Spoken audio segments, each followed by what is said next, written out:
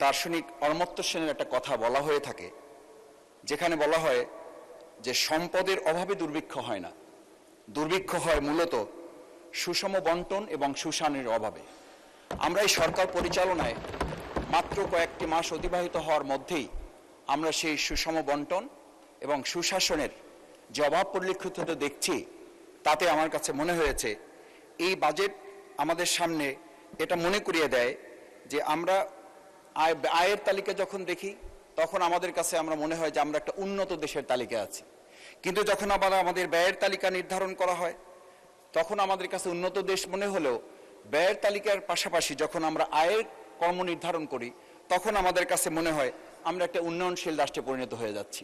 আজকে প্রথমেই আমি অত্যন্ত দুঃখ ভারাক্রান্ত হৃদয়ে আমাদের ভেনেজুয়েলায় যে জোড়া ভূমিকম্পে প্রায় লক্ষাধিক মানুষের প্রাণহানির কথা শোনা যাচ্ছে, তাদের প্রতি সমবেদনা জ্ঞাপন করছি।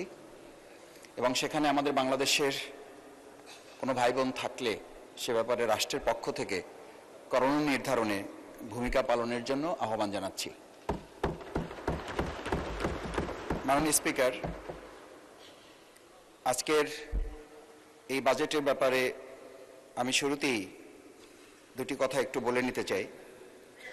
বাজেটে আমরা শুনে আসছি এটি একটি স্বপ্নের বাজেট, স্বপ্নের পরিমাণ বেশি, কিন্তু বাজেটে বাস্তবায়নের বরাদ্দ কম। রাজস্ব আদায়ের ক্ষেত্রে এখানে আমরা লক্ষ্য করি যে আমাদের সরকার বা আমরা যারা থাকি তারা সিংহের ভূমিকা পালন করেন, কিন্তু সেবার ক্ষেত্রে আমাদের গ্রাহকরা মনে করেন তারা বিড়ালের ভূমিকা অবতীর্ণ হন। এটা আমাদের জন্য অত্যন্ত নিরুৎসাহের কারণ। এই জায়গাগুলো নির্ধারণ করেই আমরা একজন গুরুত্বপূর্ণ অর্থনীতিবিদের কথা শুনে থাকি। মূলত এটা কোরআনেরই সেই আয়াতের প্রতিধ্বনি।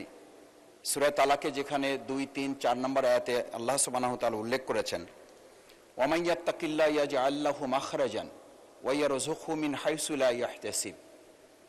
যদি সমাজ এবং রাষ্ট্র পরিচালনায় একদল সৎ, দক্ষ, ক্ষুধাভীরু মানুষ থাকে যারা আল্লাহকে ভয় করবে, সুশাসন কায়েম করবে, তাহলে আল্লাহ তাআলা ওয়া ইয়ারযুকহু মিন হাইসু লা ইয়াহতাসিব, এমন জায়গা থেকে রিজিকের ব্যবস্থা করবে না। রিজিক বলতে শুধু খাবার নয়, রিজিক বলতে মানুষের সামগ্রিক ব্যবস্থাপনাকেই সমস্ত মুফাসসিরগণ উল্লেখ করে থাকেন। সেই জায়গাটিকে আমরা শুনে থাকি। দার্শনিক অমর্ত্য সেনের একটা কথা বলা হয়ে থাকে, যেখানে বলা হয় যে সম্পদের অভাবে দুর্ভিক্ষ হয় না, দুর্ভিক্ষ হয় মূলত সুষম বন্টন এবং সুশাসনের অভাবে। আমরা এই সরকার পরিচালনায় মাত্র কয়েকটি মাস অতিবাহিত হওয়ার মধ্যেই আমরা সেই সুষম